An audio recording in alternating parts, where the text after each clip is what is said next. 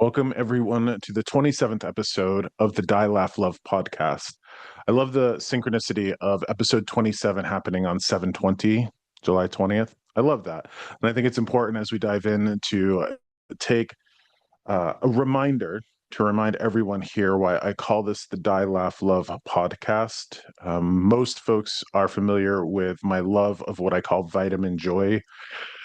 Earth is a wonderful place to be for most of us, but it will all serve us trauma and turmoil and chaos and pain. And I'm a big believer that to counteract the effects of those inevitable pains, that we have to seek out joy as a vitamin. Because if we don't get enough joy in this world, we will grow up to be jaded and bitter and judgy and bitchy.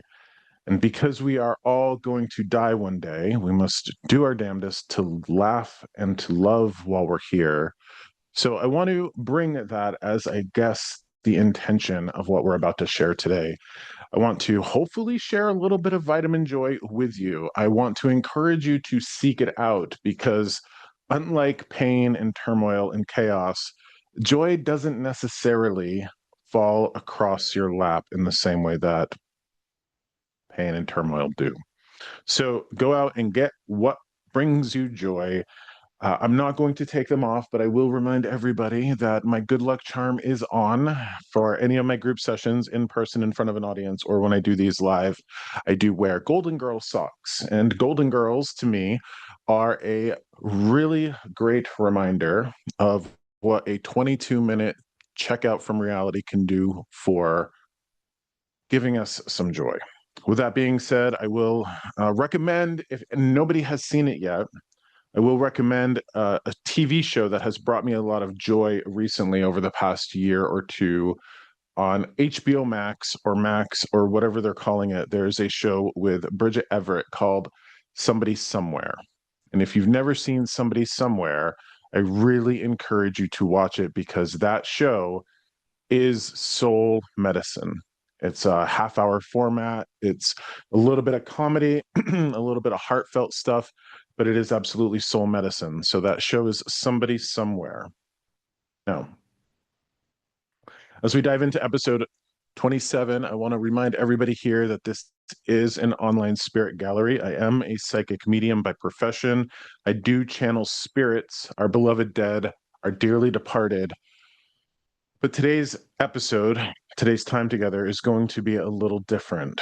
And I want to set the stage for that. I will be channeling spirit and I will be asking folks to unmute themselves, wave, step up, say, hey, I think this person is for me, because that's how it's going to work. I'm going to feel, hear, see, taste, experience certain individuals that are coming through, but with a intention that has not been shared on any of the prior 26 episodes.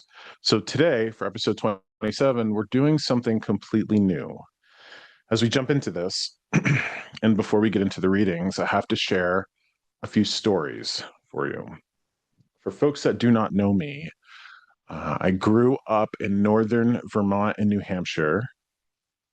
And I don't say this with any shame, it's just a fact. I grew up in a very poor family, a very poor family. My parents were very rough and tumble kids of the 70s and 80s. And the best way for me to describe what my parents were like is they were bikers, essentially. And I bring that up because I wasn't raised by church-going individuals. I had no church or sense of religion in my household. My dad was a construction worker. Mom was a waitress. They both rode motorcycles. They both partied. And I saw a lot of really rough stuff in the first 10 years of my life, things that kids just shouldn't see.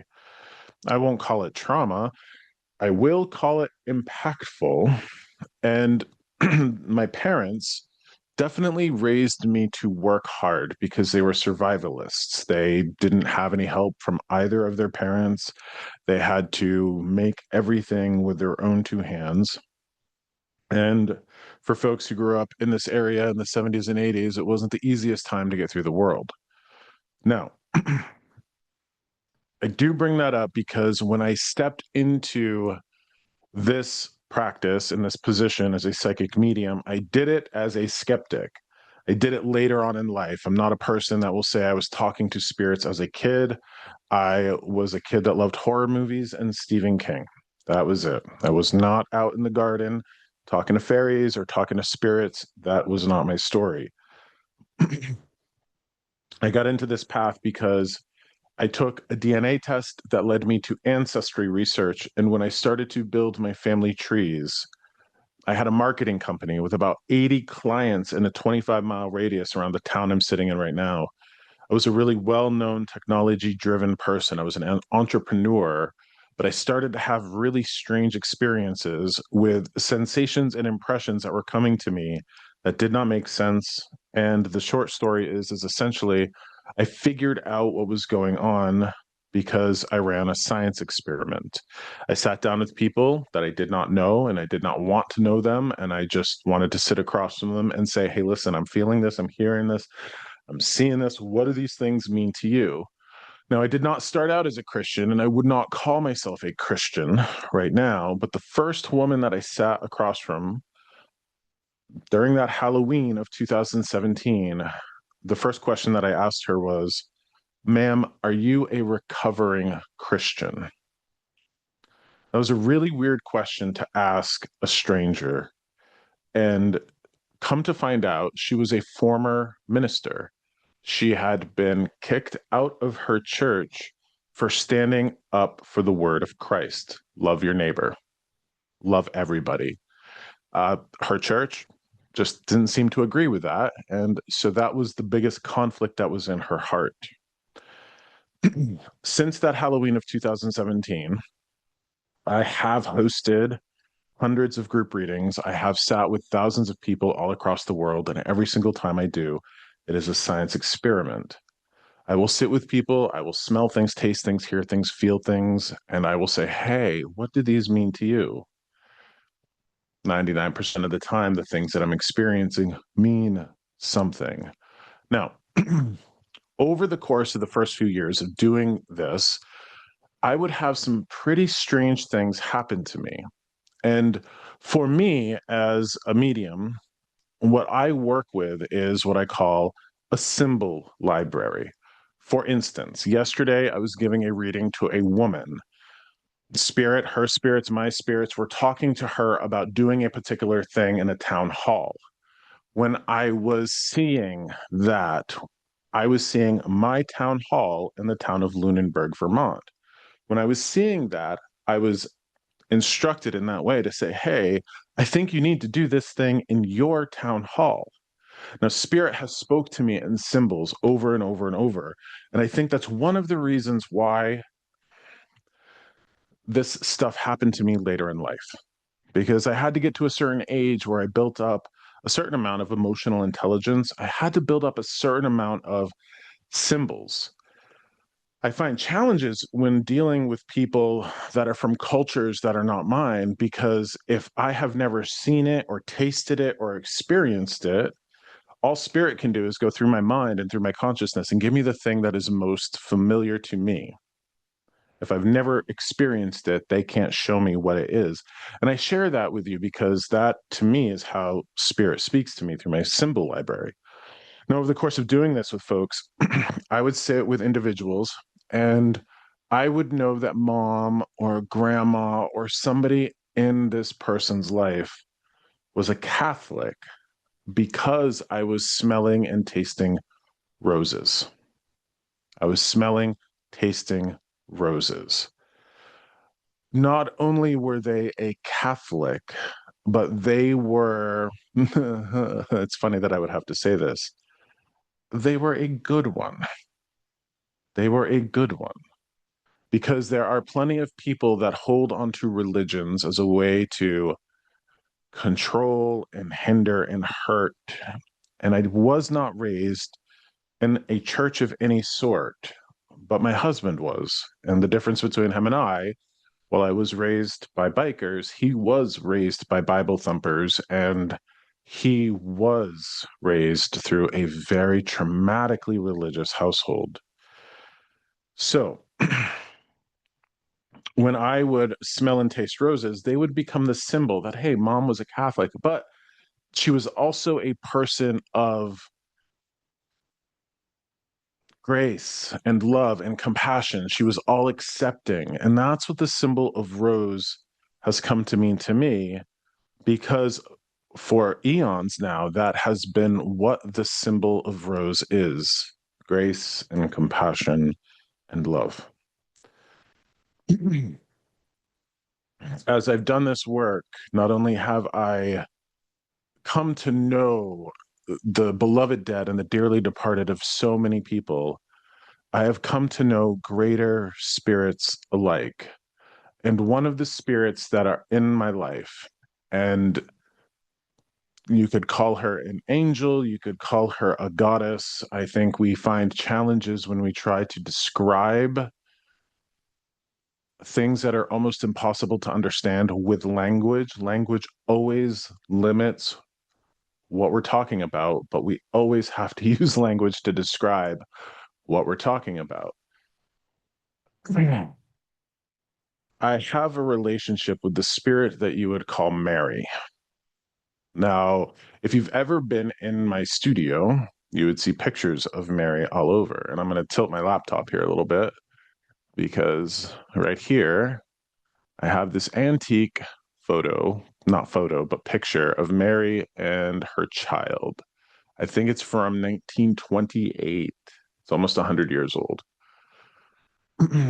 But I want to talk with people about what my experience with Mary has been, because when I would have these sessions, I would also receive information about her that it was more than just the Christian framework.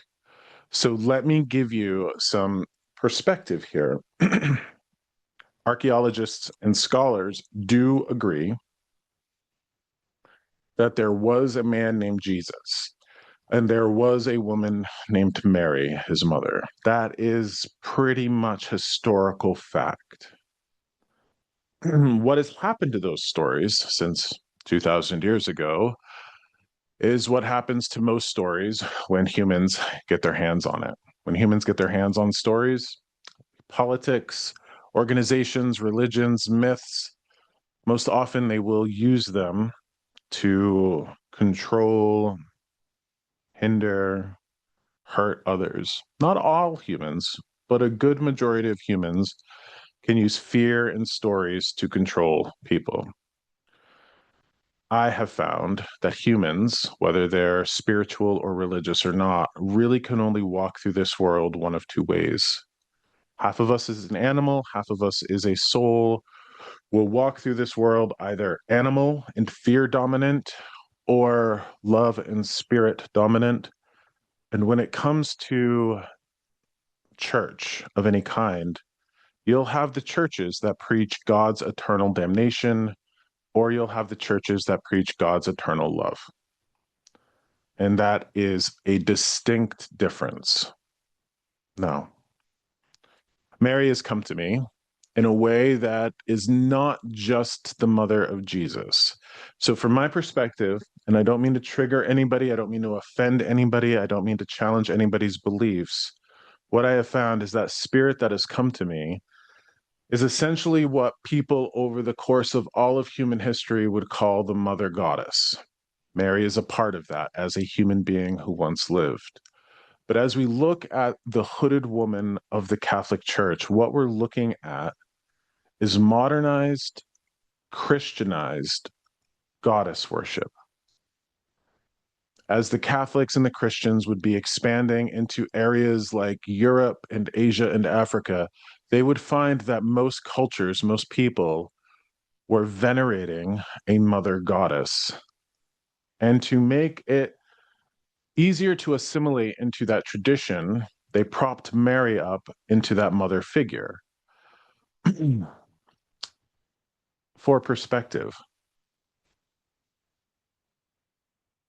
for 3,000 years prior to the birth of Christ, The hooded woman and the child was the Egyptian goddess Isis, and her child was Horus. That is fact. Before Christ was born, the hooded woman, the mother, was the Egyptian goddess Isis, and her son was Horus, was basically the sun. So here at Deep Earth Arts, we have a shrine to the mother because that mother goddess, Mary, Isis, whatever you would want to call her, has come to me and given me healing and perspective, the likes of which I have never experienced from any other spirit, from any other tradition. And it is so much deeper than any Abrahamic, Christian, Catholic, or Hebrew tradition whatsoever. Now, at our shrine here, we have all sorts of statues of Mary because I am all about Mary. I wear her medal every day. I am tattooed with roses because of that symbol and the way that I'm devoted to her in this path. But on that shrine, we would have statues, little knickknacks of Mary. But we would also have statues and knickknacks of Kuan Yin or Guan Yin. In the Buddhist tradition, Kuan Yin and Guan Yin, that's the bodhisattva of grace, compassion, and mercy. In the same way that Mary has a rosary, so doesn't Kuan Yin have prayer beads or malas. But we also have statues of the Egyptian goddess Isis. And you can see here that there is that mother aspect. So, something to consider that if human beings have been around for 250,000 years or so, Christianity's been around for two. What has been with us for 248,000 years? I'm not sure if anybody knows this, but again, I want to talk about a little bit of a story before I get into the readings here. The very first novel of human history, from the archaeological record, the very first novel is a Roman novel called The Golden Ass. And The Golden Ass tells a story about a man who was cursed by a witch. And to fix that curse, well, he was cursed to he was changed into a donkey, like into an ass. And to fix that curse, he had to go on a journey to find a statue of Isis. And he had to eat the garland of roses around her neck. When he ate the garland of roses around her neck, he was transformed back into a human. That is very symbolic. Now, my experiences with Mary, the goddess energy, and other great spirits alike, because she's not the only one in my life, I have found that a big problem with humans in general is that many of us are stuck on the animal side, the fear-ridden side. Some of us are spiritually dominant, led by love. But that analogy of the ass or the donkey, the man being transformed into the animal and then being transformed into a human when eating roses, I think it's easy to see how that represents how leading with love, experiencing love, finding love in all its forms can help us move away from that animalistic side to a more love dominant side. I bring this up because that's one of the things that this spirit has helped me do. Because for many years, I was fear driven. I was afraid of poverty. I carried so many wounds from my childhood, from my developmental years, that was essentially the compass by which I moved through this world. One of the most incredible miracles that have ever happened to me happened at a statue of Mary. In Burlington, Vermont, there is St. Anthony's Church. And St. Anthony, the saint of the finder of lost children, I believe he is, Well, it was a summer solstice, I think of 2021, and I was driving through Burlington with a friend and my husband, and I had just for on a whim taken a box of dried roses with me, did not know what I was going to use them for. I drove along on this back street of Burlington and saw this really magnificent statue of Mary, and I was like, you know what? I'm going to stop and I'm going to give few roses as offerings. My friend Angie was with us, Isaac was with us, and we stop and we each lay 3 roses at the feet of Mary. A clear summer day, blue sky, we're under these hemlock and fir trees that are around that statue. And all of a sudden, out of nowhere, comes a crow, and then another crow, and then another crow. And there were about out of nowhere from all sorts of directions were about 150 crows above our head, squawking, flying. They weren't fighting, they were just squawking and flapping their wings and hopping from limb to limb. And it was the most incredible thing that I have ever experienced. From that time, over and over again, I will sit at statues of Mary and find miracles, gifts, all sorts of things.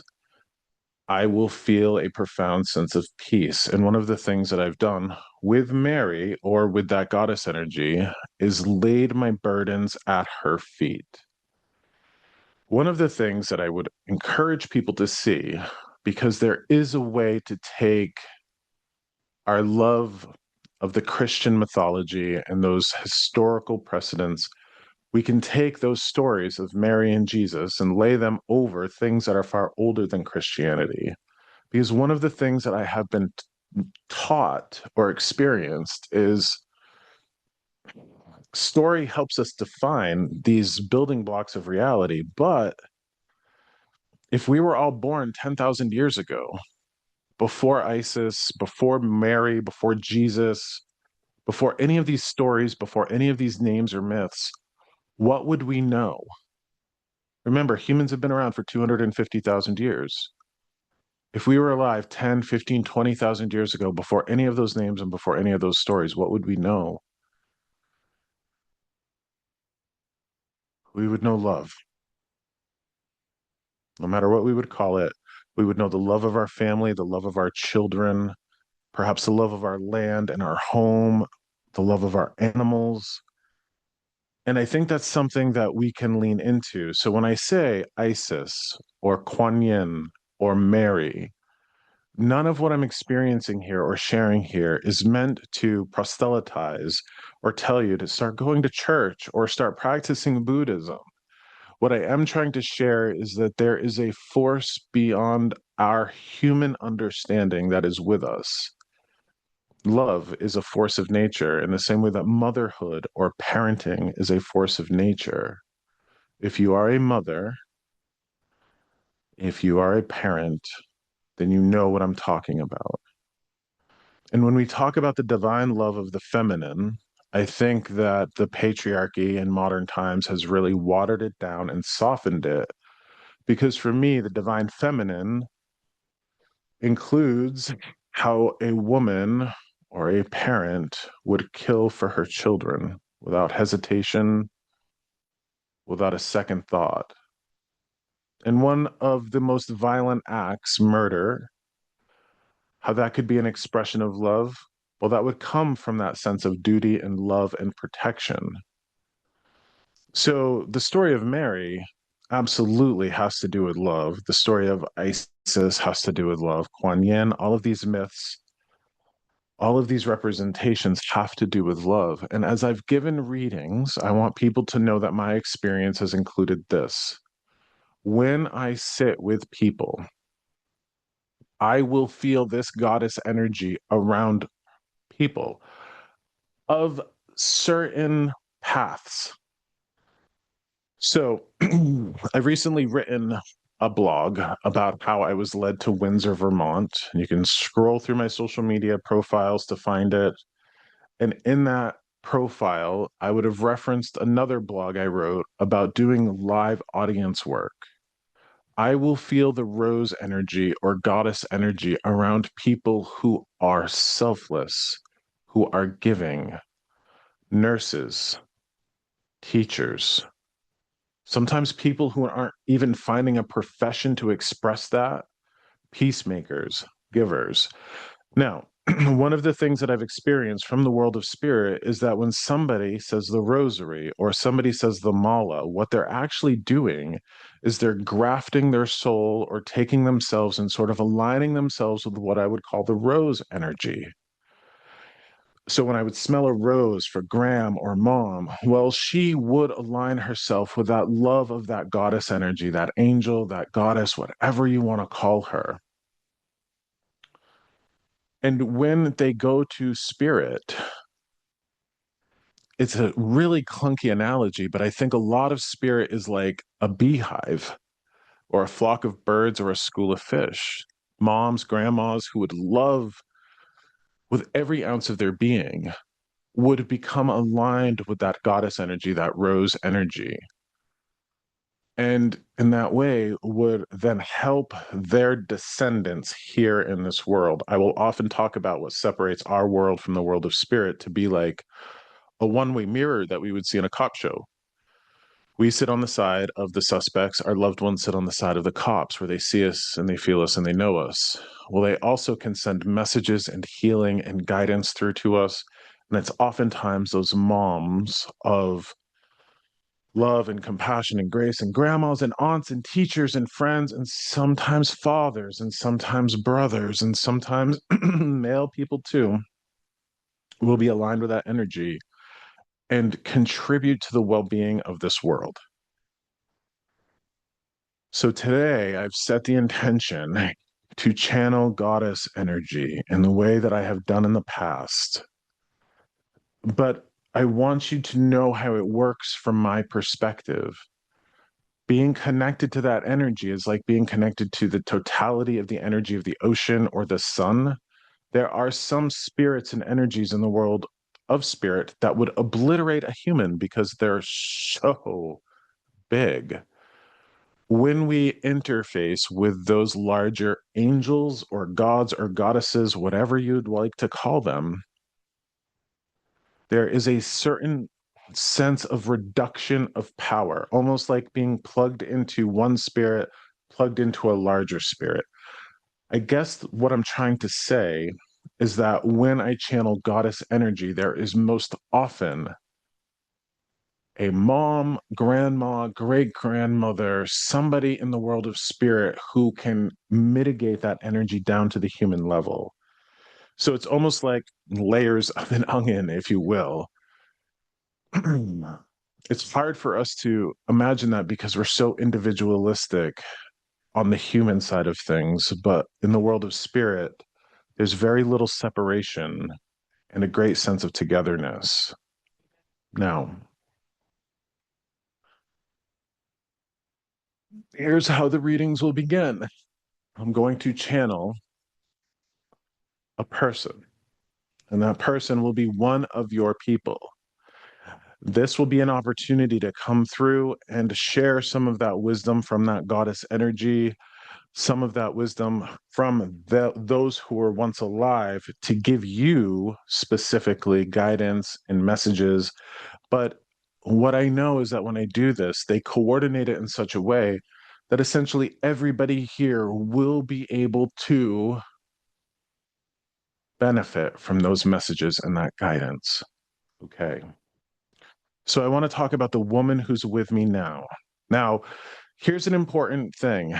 They definitely do not have to be Catholic, but they often are because they're saying the rosary. Remember that grafting onto the apple tree by the act of the rosary, and how the rosary is older than Catholicism itself. Okay. So I want to talk to somebody about this. Is so funny. And remember, you're going to have to unmute yourself.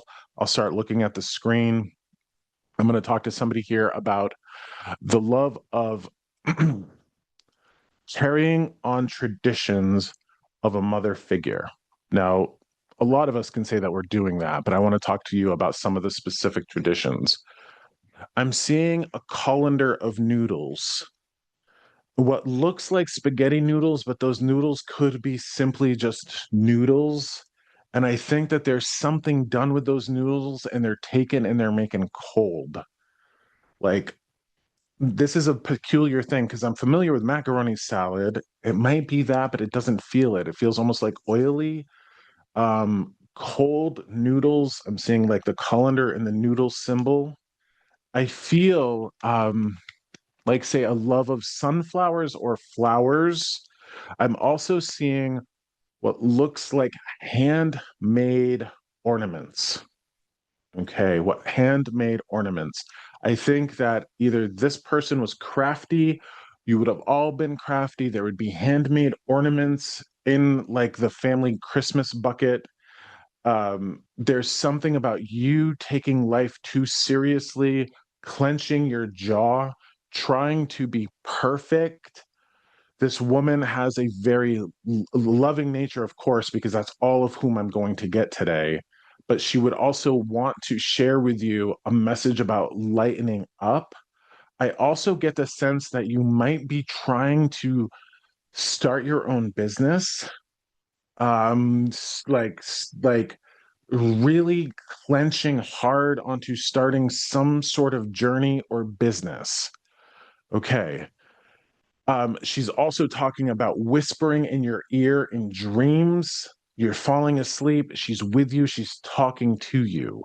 So the business thing is very big here. The other thing about the noodles is important because the noodles feel like it is Swedish or Northern European of some sort. I'm not sure what that is, but there is this woman who is connected to goddess energy. I think that you are like the nurse, the teacher, the herbalist, somebody here who's trying to help, trying to start something, but you're really clenched up and you're really taking things way too seriously.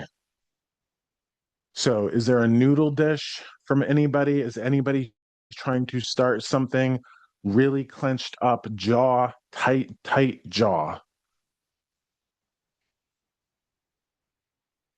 And this is where the awkward silence comes in. Tiffany's iPhone, flower gardens, Christmas ornaments are big. Okay, so now I'm looking at the chat. She was a teacher. Okay, so um, Tiffany. So, but no noodles. That's okay. That's okay. Um, are you trying to start a business? Is there something with Northern European, Swedish, Norwegian, um, anything like that? I'm getting a distinct sense of Northern European. Okay, so Tiffany, you have a business. So why don't you unmute yourself for me here? I'm not sure it's you, but we're going to wave your hand for me so I can unmute you. Wave your hand. Go like this across the screen so I can see you. Okay. Okay. So ask to unmute. All right. I think I Hi. got it. Hi. Okay. Hello. I'm not sure it's you, but like um you have a business. This business feels more like well, it feels more like new agey. Like like somebody who's trying to do Reiki and somebody who's working with like crystals and things like that. You don't have that business though, do you? Nope. Okay. Is anybody here trying to become a Reiki practitioner? All right. So somebody somebody's on iPhone, okay? Like iPhones. I don't know what your name is. So you're gonna have to either put your okay, I see iPhone. Thank you for waving your hand. Hi, iPhone. Hi. Okay. Talk to me about sunflowers. Talk to me about noodles. Talk to me about Christmas ornaments. Talk to me about Um, big, loving mama energy. Talk to me about stress. Talk to me about clenching jaw, like trying to be perfect. um, I am a Reiki master. I've been working with making my own jewelry, I've sold a little bit on like craft shows, but yeah, I would definitely say it's kind of hard for me to sell stuff. So that business isn't really, it's difficult. Noodles, my mom made macaroni salad a lot. Do that for me slower. She made what? Macaroni salad. Macaroni salad. So like cold noodles. Okay. Yeah. Do you grow sunflowers? No, but my daughter loves sunflowers. She has one Okay. tattooed So on her there's back. okay. Is that a connection to mom? Did mom love sunflowers? She loved all flowers. All flowers. Okay. So the sunflowers thing, the other thing too, Christmas ornaments, handmade Christmas ornaments of any type. Yes, she always made Christmas decorations, ornaments. She would give them to our neighbors. And Okay. So here's the other thing, because I had to like, so give me your first name, iPhone, please. Connie, Connie. Connie. Okay. So Connie, I'm pretty sure this is going to be for you because I'm getting messages as I'm looking for you. This wasn't for Tiffany, but this is for you. So I'm going to bring you up on Spotlight and we're going to share this message together. Okay. Okay. All right. So then I'm going to spotlight myself. We're going to be side by side. So folks can see us share this time together. Okay. So you know what I'm talking about by the clenching of the jaw. I actually have had jaw surgery for TMJ, horrible TMJ. Better now. Okay. You know what I'm talking about trying to be like really perfect. Yeah. Okay. So, like, I had to share a lot at the beginning of this. I had to talk about all my experiences and myth and history and all of that stuff to kind of set the precedent. But one of the things that Goddess Energy, that Mary Energy wants me to share, and this is, I think, really important for you, is this. Um, we cannot beat ourselves up for doing what was necessary in our lives. So, can I ask you, Connie, are you a mom? Yes. Okay. So you see, like, mom energy, like, is going to be big here. All right. As I'm looking at you, Connie, one of the things that I feel and one of the messages that I'm getting is that I think that you are the victim of some of the worst things a human being could ever be exposed to. Now, here's what I mean by that. And we're going to clarify this. Okay. You're going to clarify this with me. I think that it is very strange that we would be, and I think it's very strange that we would be here today having this session with this energy, with these moms. When the thing about the Coldplay concert just happened, okay, so everybody, unless you've been living under a rock, it's very easy to see what happened at the Coldplay concert. Okay, Mhm. so I want to describe to people what has happened to me over the thousands of readings that I have given. Remember how I was talking about the symbol library? Okay. Mhm. Do you know how I know when a woman has been cheated on? I know when a woman has been cheated on and somebody's been unfaithful to her because mom and grandma will show me a butcher knife. Like they want to kill the guy who did it or the woman who did it or what have you. But what I've experienced by doing this work is that betrayal, the neglect, the rejection, the betrayal, those sorts of things, that is probably the worst sin a human being could visit upon another human. Somebody that was all in, somebody like a mom or a wife or somebody who was all into a family unit and somebody betrayed her. Do you know what I mean? Things of that nature. Yeah. Not sure if this is going to apply to you or other people on this call, but I can tell you it should be fascinating to everybody that my symbol of betrayal from women of grace and compassion, the symbol that they give me is a butcher knife. Like if they were here, they would drive a butcher knife into the back of the person who hurt their daughter. It is that serious. That is how much hurt. Now, circling back to your need to be perfect, sig- like like turning around to that need to be perfect for you. I don't know how to say it other than just to invite you to let that go. So, I mean, I know it's really easy for me to say, just let it go, Mhm. just let it go. But that need to show up and be perfect, to do everything with tact and like hitting it out of the park as much as we can, that can oftentimes set us up for failure because in the same way that we would be compassionate for other people and their humanity, we most often aren't compassionate for ourselves. So do you make mom's macaroni salad? Sometimes, yeah. You do. Okay. So you're continuing those traditions. Do you make the Christmas ornaments? Hmm. Yeah. You Every might year. want to continue, like continue on with that tradition. All right. What is the Northern European I'm getting? Um, I'm not sure about that. Um, I definitely have English um, blood for sure, but I'm not sure. So I'm going to invite you to sign up for ancestry.com. Okay. Like just maybe a 2 week trial to try it out. I want you to try to build a family tree that goes mom, her mom, her mom, her mom, her mom. You know how we Okay. do that like a patrilineal line with dad, dad, dad, dad, dad? Mhm. Everybody should have a line where they see their mom, their mom, their mom, their mom, and go right up that line of moms. It feels like you're going to end up in like Denmark, Norwegian, like Norway, Sweden, areas like that. So I don't know if this is like a grandmother of your mom coming through because I'm hearing those types of languages and those words. Okay. So um so you are a Reiki practitioner, you make jewelry, but you have no, Mhm. say, facility to do this out of. No, no, Can I ask you, would you like one? I'm nervous about that, but yeah, yeah, I think so.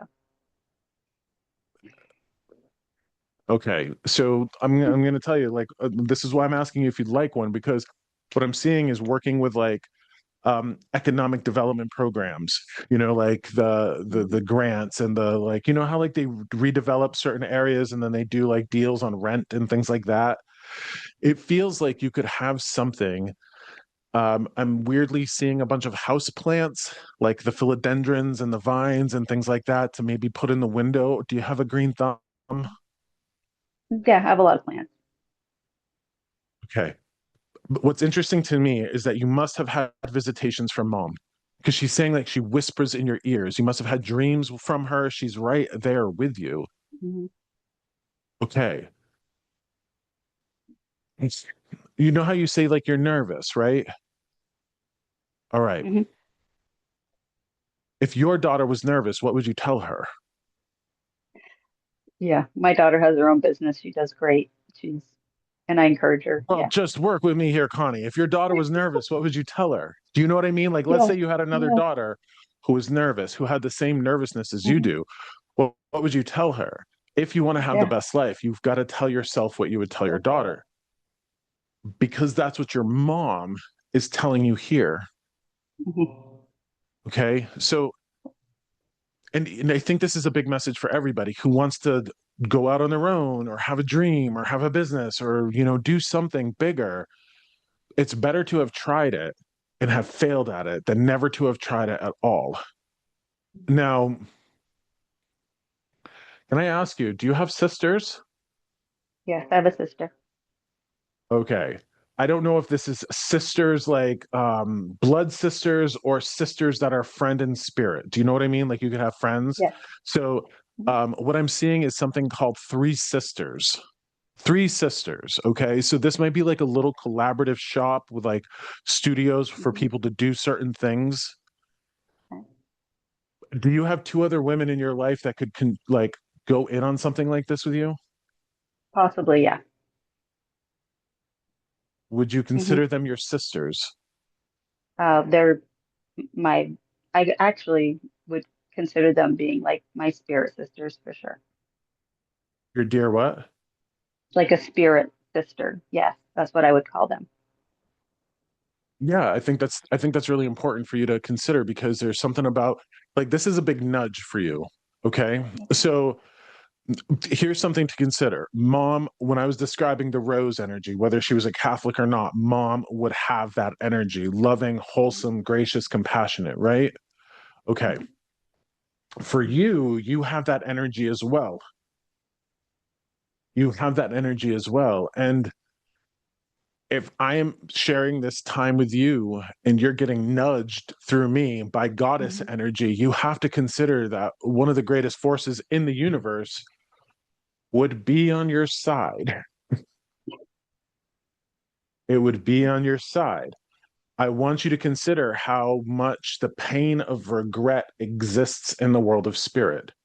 If you have a gift, if you have a drive, if you have an art that you can share with people and you are controlled by fear, well, let me help you look at it through the lens of the Christian mythology. If fear is controlling you, then you're letting the devil win. Mm. Because the devil is nothing but fear with a capital F. There's not some great horned pitchfork wielding demon out there hunting us. We have to look at mythology through the lens of analogy, and the devil is fear with a capital F. So, for Understood. anybody here who would be afraid of starting a new thing, relationship, business, what have you, what would you tell somebody you love? What would you tell somebody you love? And that's, Connie, how we beat the devil. We love him. We love him. Remember how I talked about all the trauma that I picked up along the way, all the hurt and all of that stuff? But what I've learned to do with my fear is just love the hell out of it. I love it. I find the part of me that's afraid. I find the part of me that's hurt, young man, what have you, and I just love him. I give him the love that my parents weren't able to give me. I give him the love that he needs to live his best life. So for you right now, I think your greatest tool, that of love, is something that you have to bring to yourself in your own journey. And perhaps you're helping the destiny of those two sisters. I want you to consider, and again, what's the worst that can happen if it doesn't work out? Right? You tried it, you go back to work for somebody else. What's the best that can happen if it works out? You're helping heal people. You're becoming a bridge from you to somebody else who helps. You're selling your jewelry. You're living a life of passion and purpose. That's the best that can happen. The worst that can happen is you just close the goddamn thing down and you go back to work for somebody else. Mhm. I know what you would tell a kid. I know what you would tell those soul sisters. And it's strange that I see a business with three sisters. And I want to tell you what else the symbol that I see too. Underneath the underneath the arch of three sisters, I see three brooms crisscrossed. Mm. Like three brooms crisscrossed. So those women that you're like sisters with, y'all gotta be a little witchy, right? Sure. Yeah. Right? A little witchy. Mhm. Yeah. So like I'm seeing three sisters with three brooms. So please consider that, okay? I will. All right. So thank you. I'm going to take you off spotlight because I have somebody else coming through. Um, all right. So off the spotlight, on to the next one. Here we go. Thank you, Connie. Look up the goddamn rent, please, for me. Okay. Chamber of Commerce, economic development programs, all that stuff. Please do that. All right. Here we go. All right. Next one. Remember, you're going to have to wave or unmute yourself. Okay. So what I'm seeing, all right. Okay. What I'm being shown. Okay, so there's this woman coming through who's talking about sorrow, sorrow, sorrow. She's talking about, um, hmm, again, here we go with that theme of betrayal, sorrow. Um, okay, This is strange because what I'm seeing is what looks like log cabin, what looks like log cabin. And then what I'm seeing is what looks like an old cellar hole. If you've ever been in the woods and you've seen an old cellar hole, uh, like an old cellar hole. So this is old, I think, farmland. What I'm getting is that there might have been for generations, like say 250 to 300 acres of farmland in the family. Then something happens and it goes away. Either it gets sold or there's a fight in the family or something. But like it feels like you here might be disconnected from family land, or there might have been a betrayal around the family land. Okay. So, um, anybody here, we're going to start with the symbols that I'm getting. Anybody here have a log cabin in their family? That log cabin might no longer exist because I see the cabin and then I see cellar hole. So there could be a log cabin and cellar holes somewhere else on this farmland, but it feels like rug ripped out from underneath you. Rug ripped out underneath you, like a betrayal in the family, something about you not being on family land, wondering how parents or grandparents are looking at the scenario. And I'm seeing trees, rural. This feels really New England. So, is there anybody here who is disconnected from family land? Family land, betrayal. People would have been like, you know how like the worst thing that could happen in a family is like people not having like wills or estates put together, and then brothers and sisters are fighting over land, and now they hate one another, and then they end up having to sell it, and like that's all sort of horror story. Does anybody here have a connection to? Okay, I know this is hard, and you have to talk to me about this because I get a sense of you feeling like you have failed somebody, like feeling like you have failed somebody. I don't know if you don't think that you fought hard enough for people. There's something about you feeling like you failed somebody.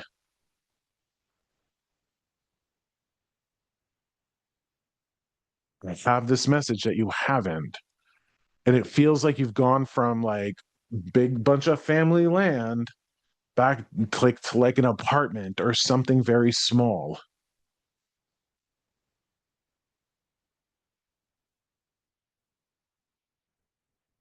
So I'm gonna let you sit with this because I'm seeing cabin, cellar hole, family land. I'm hearing 250, 300 acres.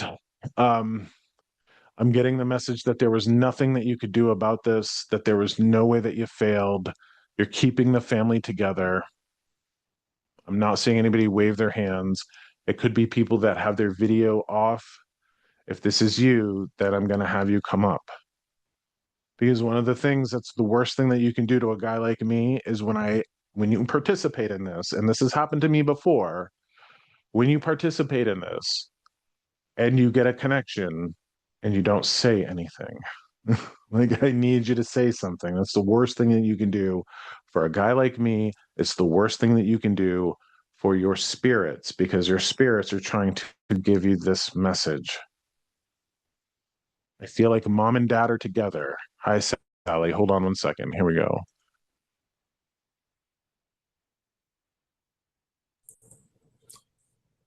Hi Hi. there. Does any of those pieces fit for you? Through my husband's family.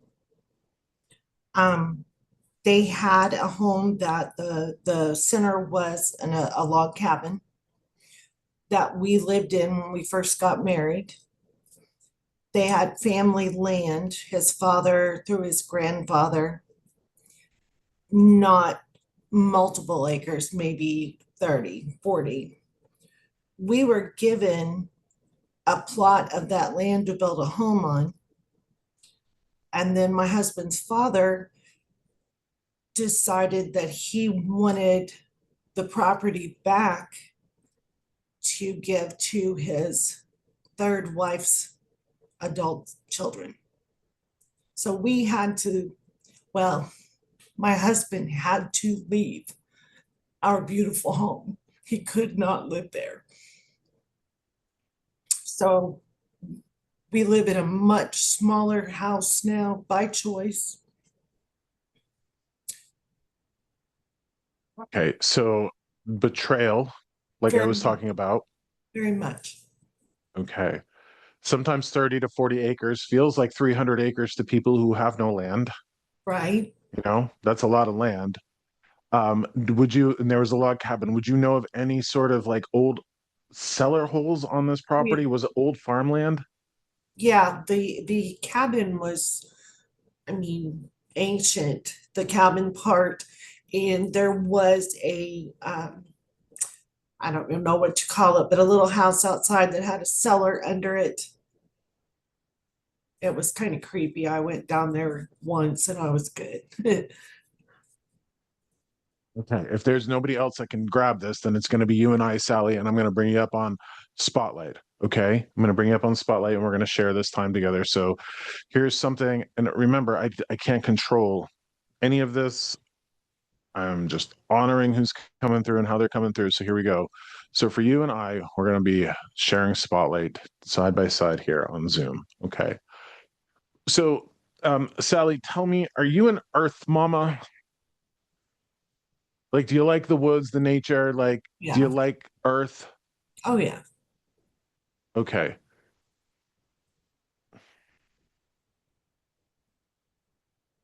Tell me why I would feel you rubbing leaves of plants. Do you ever rub leaves of plants? Do you know, like I do this sometimes with like when I'm outside and I find spearmint or peppermint or catmint, I will like grab it. Or like if I ever see a basil plant, I'll rub it. You're like, love the smell of that. Do you work with plants? Is there anything like that for you? I mostly kill plants, but um, I've been trying to save a mother-in-law's tongue and working with the leaves on that. Okay, okay, okay, okay. All right. So what I'm going to go back to the initial message around this. There was betrayal, right? Like the father betrayed the son in terms of now giving it away to somebody. Okay. Um, and I know that this is a given, but this is kind of why I have to talk to you specifically about it. When I was getting that message, nothing could be done. Nothing could be done. So this would have broken your husband's heart, yeah? Oh, yeah. And Okay. mine as well. Okay. So we're gonna talk about motherhood for a moment here. Okay. So when somebody is a caretaker or a mom of heart and authenticity, they will do everything they can for everybody that they love. Pets, kids, husbands, wives, everybody. They will go to the ends of the earth. To me, the greatest force on this planet is that of a mother. Yes. Is that of a mother. Now, and I will say this, motherhood is not just having a child from your womb. Motherhood is also mothering a passion, mothering a business, mothering stepchildren. I don't want to make it feel like mothers are just simply people who have children, because that term or that force can be found in so many of us. All right. Here is something to speak of. Now, when I feel that goddess energy around people, most often it is because of um, their association with nursing and teaching and like being that giver and that caretaker in a professional aspect. They've devoted their life to it. The other time I feel it is when somebody will have lost a child or lost a spouse. And those two things right there, losing children and losing spouses, those are the worst things a human being can endure. Losing a child, number one worst thing that a human being can endure. The type of grief I don't think anybody talks about, and this is really important, is the grief of a life we thought we were going to lead. Now, Sally, are you familiar with the Coldplay incident? What happened with the CEO and all of that? Okay. Everybody's making a lot of fun of that, but my heart goes out to that man's wife. Yes. That man's wife, because not only is that betrayal one of the worst things a human being can go through, but that woman, until that moment, thought she was leading a life, caring for her family, caring for her husband, showing up, I'm sure, with 110% of her energy every moment of every day, only to find out this man was running around on her. That is that sort of betrayal, as I feel it in people, is this like when a person loses their loved one to death and they just feel like their entire stomach is ripped out from them, that same feeling of losing a life or a husband to betrayal or to a mistress is almost the same. It's like a death in and of itself. So when you would have been heartbroken with this loss of this home and this cabin and this future, and you would have had to have downsized into a smaller home, here you are, a woman devoted to her family, devoted to her life, devoted to her loved one, and there was something outside of your control. There was something outside of your control. You couldn't stop it. You couldn't fix it. And I think it's important for everybody here to know, whether they have log cabins ripped out from underneath them or not, it's important for everybody to know that when we show up and do the best we can, and then a force of nature outside of our control rips the rug out from underneath us, the most inappropriate thing that we could do to ourselves at that point is to blame ourselves and say something to the effect of, I should have tried harder, I should have seen it coming, yada, yada, yada, blame ourselves. So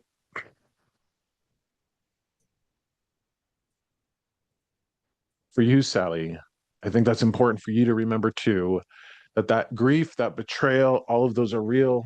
You did the best you could with what you had. And I do want to praise you and thank you for picking up the pieces. And, like that feeling of our stomach being ripped out from like out of us, rug ripped out from underneath us. I could only imagine, Sally, that's what your husband went through. Oh, yeah. We didn't see it Okay. coming. We didn't see it Didn't see it coming. Yep. So now I have to praise you for picking up the pieces and leading him to peace.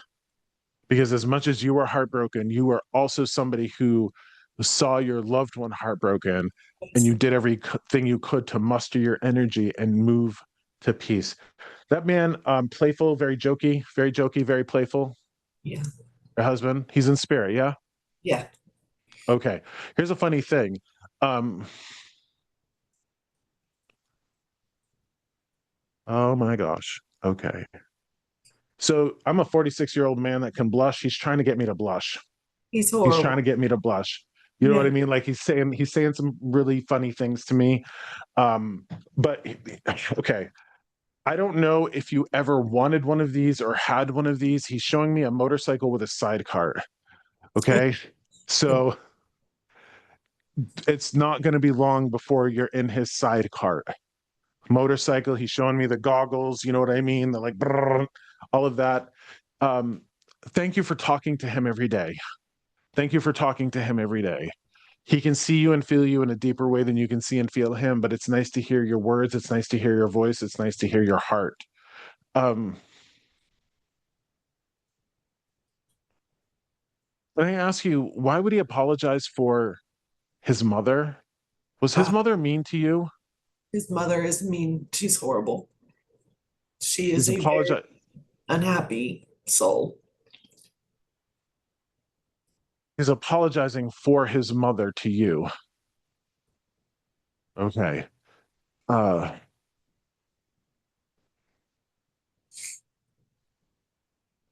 I'm not going to encourage you to upset the apple cart. I'm not going to encourage you to do that, but he's saying something about you needing to speak your piece. He's like giving me that whole clear your throat, say what you need to say. So don't bite your tongue for him. This is what he's saying. If she's being unfair to you, if she's nasty to you, or if you have to have words with her wherever she is, don't bite your tongue for him. She has had nothing to do with me or my son because he looks like me for 30 years, 20 years. So she says a lot about me, but I have not talked to her in years. And it really doesn't matter. My husband was my only connection to her, to do the right thing. It was his mother, and that's probably what he's apologizing for. Okay, well, let me tell you that if in the future you have the opportunity to cross Oh, paths with her in a physical way, oh yeah. don't bite your tongue. No, no, she didn't even acknowledge that her son died.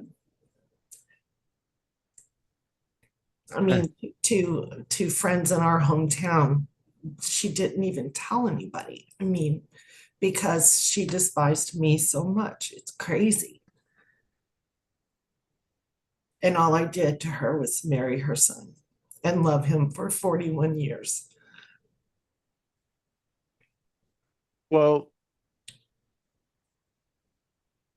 I don't know if you'll take any consolation from this, but she'll have plenty to answer for when she passes. I know, I know. The time I've spent with you, I feel sorry for her. She will answer for a lot, and not just with me.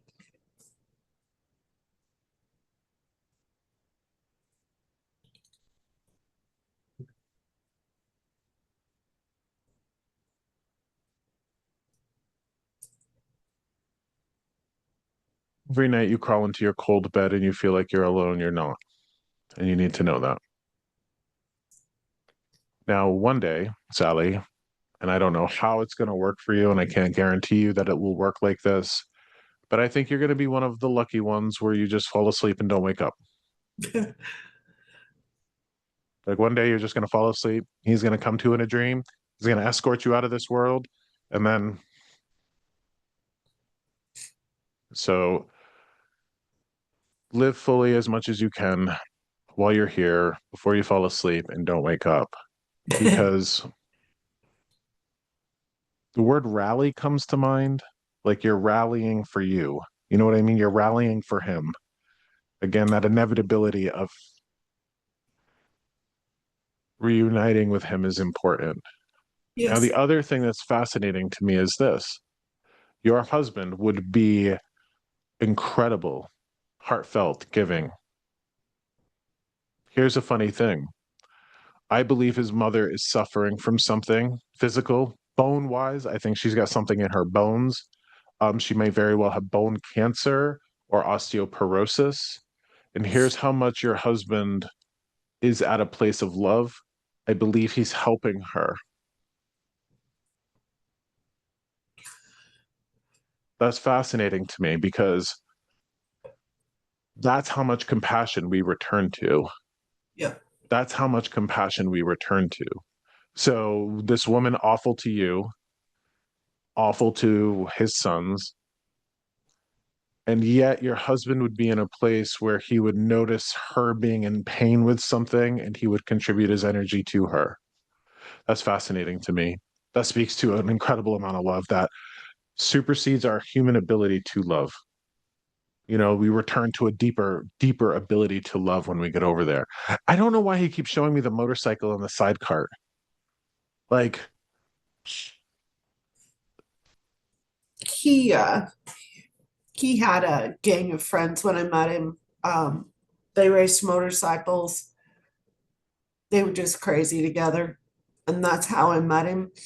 And as far as the street bike, he actually sold it right before I started dating him and I was young. So I always would tease him about, he had all these other girls on a motorcycle. Why not me?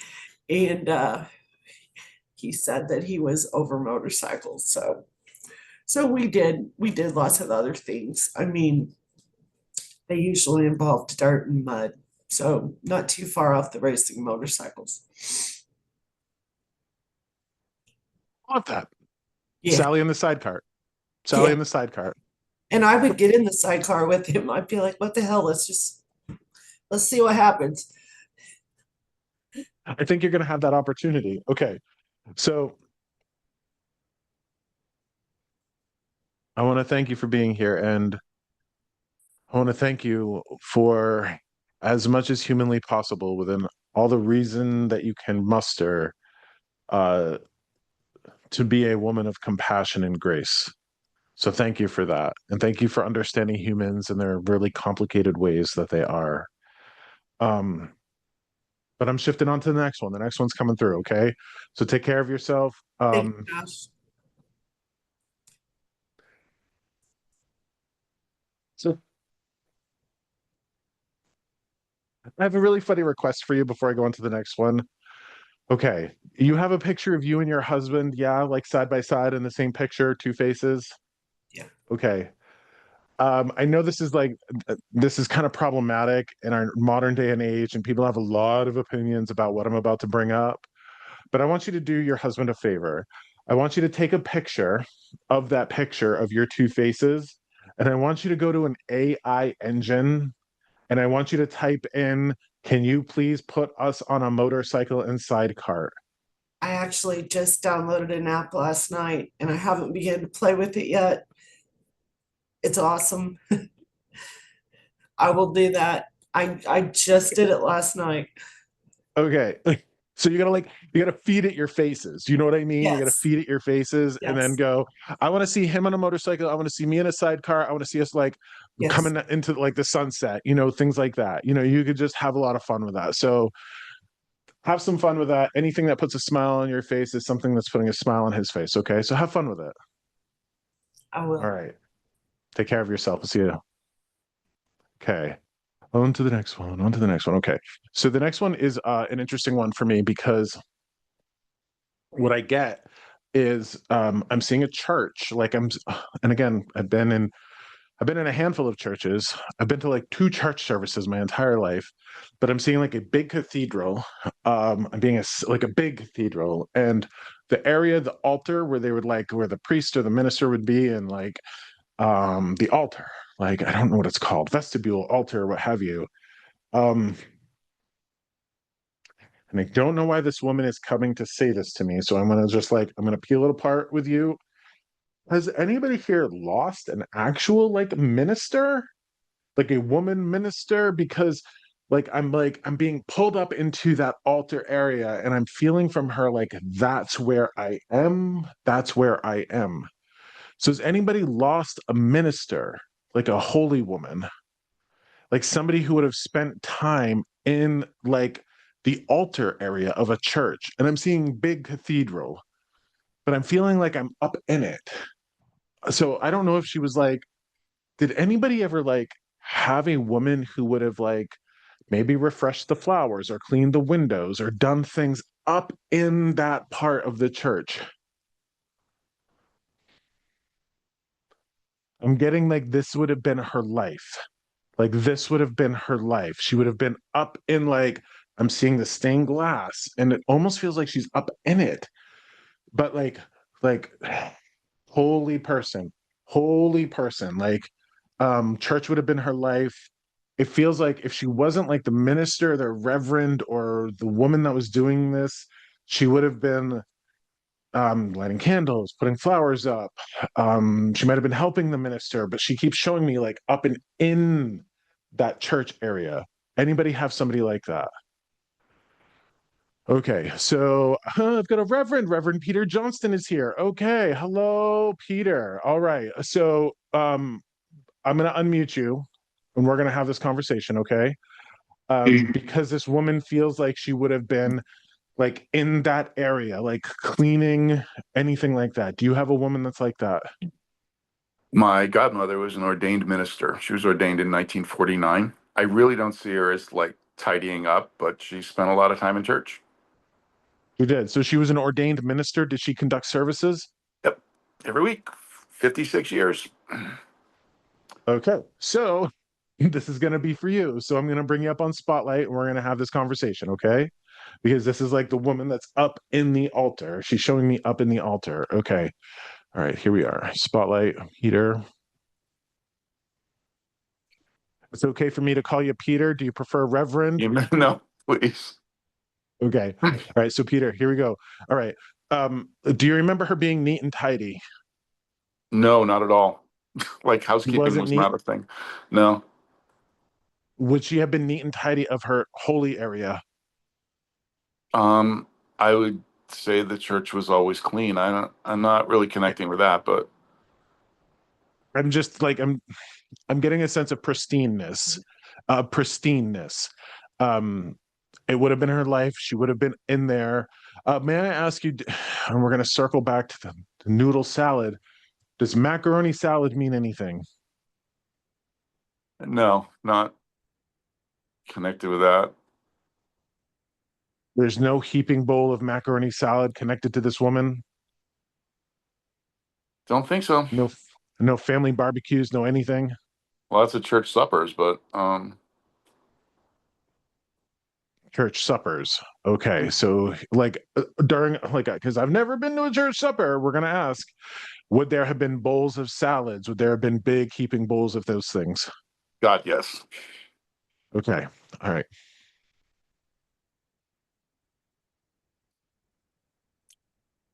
Did she leave her writings behind?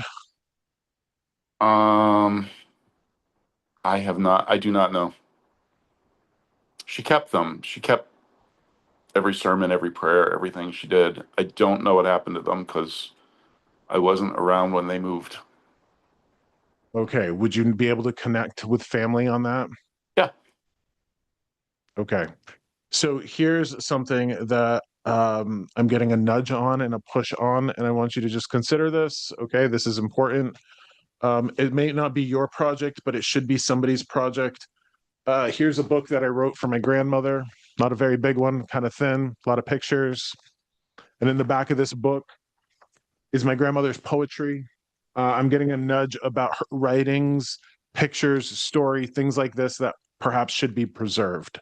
Now, the other thing too, Peter, I think that you're in a place where you need something new, like a hobby, something new, something to light you up. Like I'm getting like a little bit of electricity, grease lightning, what have you. So there is a sense of the words that I'm hearing, and we're got to have this conversation because I got to honor what I'm hearing. Renewed faith, something that renews something for you. There's a renewal of something for you, and perhaps finding those writings, preserving them in book format. I am very much happy to lead you in the right direction on how to do what I just did. And if a Yahoo like me can do that, then I'm sure a Yahoo like you can do that. There's something about lighting you back up, firing you back up, giving you a sense of like, how can I get you to feel your feet on fire when they hit the floor in the morning? What gives you passion? What gives you purpose? This is very much something that is very important to this woman. It's very important to this woman. Now, here is something to consider. Call it, remember, I believe because I haven't let anybody in since the beginning. I believe when I was here talking about as soon as we name something, we limit it. As soon as we name something, we limit it.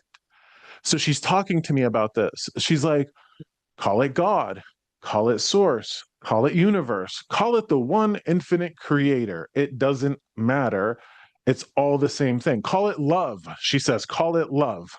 That's absolutely her. That is absolutely her. Okay.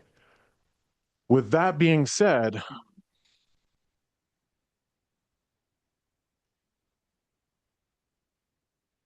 oh my gosh. Okay. So over the course of this work and me doing the work that I've done here, this is how I define sin. This is how I define sin. Sin isn't like sex before marriage. Sin isn't abortion. Sin isn't any of those things. For me, and what I've learned from these energies, is sin is an action that separates us from love. So when the CEO, are you familiar with the Coldplay concert, Peter? Do you know what? Oh God, yes, we Yeah. heard about that this morning in church. Yeah. Okay. That man would have separated his wife from love, and that would have been a sin. We can sin against ourselves. When I talked to that woman about fear in the very beginning, Connie, fear of like, oh, what do I do with this? What do I do with that? And I'm like, oh, that's the devil. And the only thing that you can do with the devil is love the devil. You got to love your fear. There's something about you having some sort of storm in your head, her wanting to clear it out. And it doesn't matter if you call it God, source, universe, one infinite creator, love, it doesn't matter. It is in you. You are in it. You are of it. Some things have happened to you to separate you from it. That's it. But because you are it, that separation is an illusion. That separation is an illusion. And it's a story that we tell ourselves. So she wants you to find your way back to that God, that love, that source, anything that would light your fire, give you electricity. She's showing me a thunderbolt. My God, Peter, and I don't mean to take God's name in vain with a reverent jeez. Okay, but she's saying, like, the words that I'm hearing from her is, don't you remember your purpose? Oh, okay. So you're not a man who's incredibly in a place of balance. She's saying, don't you remember your purpose? Your purpose is to love. That's it. You are love. Love for you is as natural as breathing. Love for you is as natural as breathing. I do think, and she's showing me, she's given me all the symbols, Golden Girls, Vitamin Joy. I think that you're a man who's deficient on vitamin joy. I don't think that you have given yourself enough joy. Now, as a shepherd of a flock, that's what we're going to call you, right? A shepherd of a flock? Sure. Okay. Yeah, it's true. All right. If you are in that position, my man, all of those things that would just affect a human being by themselves. When I talked about pain, turmoil, chaos, trauma, every human finds those things. Every human has those things happen to them. But when you are somebody who is an emissary of the rose, when you are an emissary of love and grace and compassion, and you put yourself into a position of leadership, whether that is as a reverend, whether that's as a teacher, whether that's as a nurse, you are going to compound those effects of trauma, pain, turmoil, chaos, which means you need to get to a goddamn casino. You need a little joy, my man, and that is important. Not just once a year, but on a consistent basis. Those things that bring you joy. Those things that bring you joy. So, I'm not sure a casino is it, but I got it. well, casino for me is the symbol of adult playground. Okay. Yeah. Adult playground for you. So here's something for you to consider, because she's saying that you need a new thing. You need a new thing. You need a new hobby. You need a new practice. You need a new something. I want you to reach out to the family members who would have her writings. Okay. Sure. And I want you to consider pictures, stories, and I'm more than willing to work with you, point you in the right direction, show you how to get those things in a place. And I know this is outlandish, but in 3 months' time, you could have a published book of her.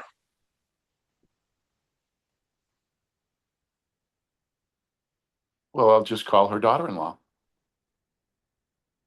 I would encourage you to do that, because the thing about spirit, and here's a fascinating thing that I have to tell you as a reverend, and it is again an honor to be able to sit with somebody of your stature. I'm not blowing hot air up your skirt when I say that. Okay. I am 6 but foot I do 7. believe. What's that?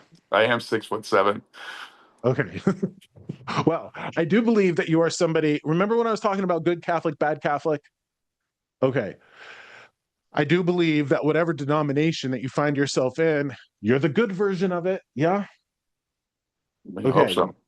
Well, yeah. I mean, you're not using it to beat people over the head and make them feel like they're going to hell and brimstone and fire and devil and demons. Okay. So spirit can interact with us, our ancestors, our beloved dead. The more they are aligned with love, the more presence they have in our lives.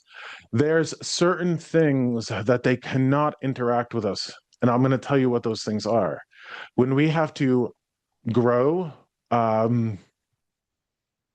think karmic lessons. For instance, my grandmother has saved me from traffic tickets. When I'm speeding down the road and all of a sudden I think of a cop for no reason, I slow down and there's a cop down the road. Because I don't need to learn lessons about paying a $125 speeding ticket. She can save me from that. There are things that are connected to our spiritual, emotional, and mental growth that only experience can put us through. So we can think about intuition and spirits helping us with our spirit nudges and intuition and all of that. But sometimes we have to date the asshole. Sometimes we have to go out with the asshole. Sometimes the person in this world that's too much of a people pleaser has to marry the narcissist to learn how to not be a people pleaser. I lay that upon your feet because, oh my gosh, the words that I'm hearing is you're not being abandoned, you're being taught.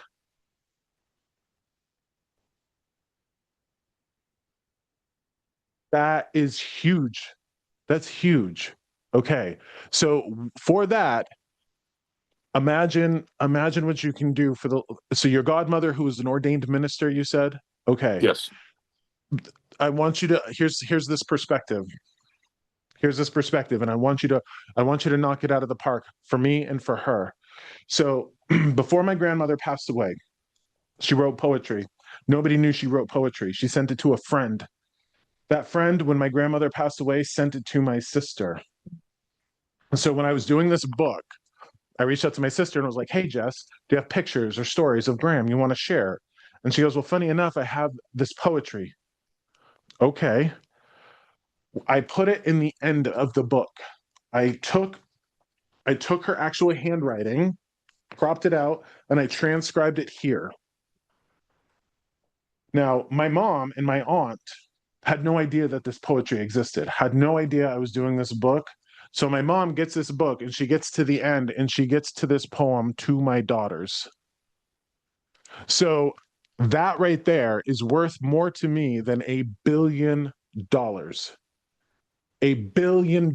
I would refuse $1 billion to be able to give my mom that poetry from her mother. I don't know why I have to relay that to you in the way that perhaps a book of your ordained godmothers out to the people that she loved, out to the people of her flock or her family or what have you. But ultimately, this book, while it's important to my family now, is important to my family 100 years from now. This is why we preserve stories. I wish that we lived in a culture, Peter, where every time a person died, their family went immediately to work for one of these. But we don't. And I'm going to ask you to not say a thing to me about what I'm about to say to you. And this is important. You do not need to validate what I'm going to say to you. I need to say this to you.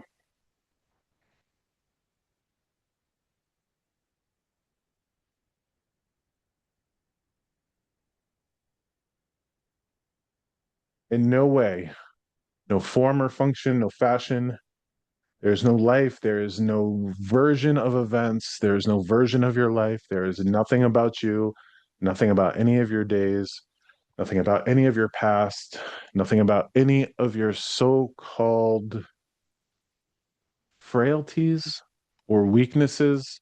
There is nothing about you, Peter, that is a failure.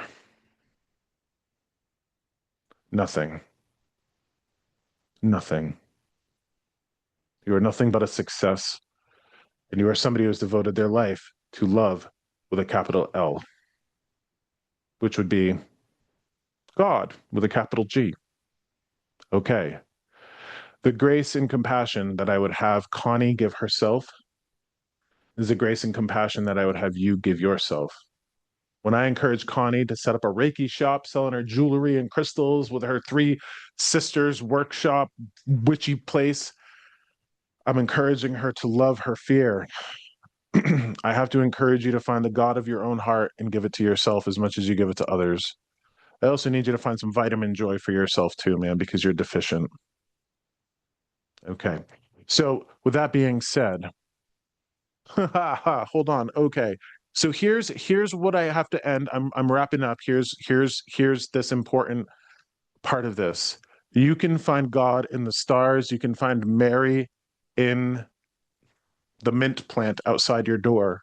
You can find love anywhere you look for it. It's in you. It's in your children. It's in your sisters and brothers. It's everywhere that you look. None of us are ever entirely alone. Now, for me, I really love a Mary statue. For many people here, that might be triggering, and they might have had a childhood like my husband. That might not be your method to find that. You could simply have a rose, think of a rose, or interestingly enough, and I don't know why this is coming to me now, but Mary means star of the sea. Think rosemary or mermaid, mermaid. Perhaps just take a walk on the ocean, the salt water, the mother of us all on this planet. But no matter how you need to find connection, we are all going to feel alone. We're all going to feel abandoned and betrayed and hurt and neglected. For whatever this means to anybody, you always have your ancestors and beloved dead around you, cheering you on. But there are greater spirits alike. God itself, love itself, the one infinite creator, the angels, the gods and goddesses, however you want to tell yourself that story, that is immediately accessible to you. And I will tell you how. For me, the secret to life is the answer to the question, what would I tell my child? What would I tell my best friend? Or what would I tell somebody I love? I immediately can tap into the God or the love of my heart by asking myself that question. That grandmother of mine, I want her to have the best experience in eternity. But I know that she watches over me, and the reality of love is this. The reality of love is that when we suffer, our loved ones do. I want my grandmother to be at peace in spirit. I want my husband to be at peace in life. I focus on my peace like it's my religion, and I tap into the God of my heart every day. Everybody has access to that because everybody has love. And I want people to remember that you can access that whether you're in a church, whether you're next to the ocean, whether you're gardening outside of your house, whether you're taking a walk down the sidewalk, whether you're listening to the music you love.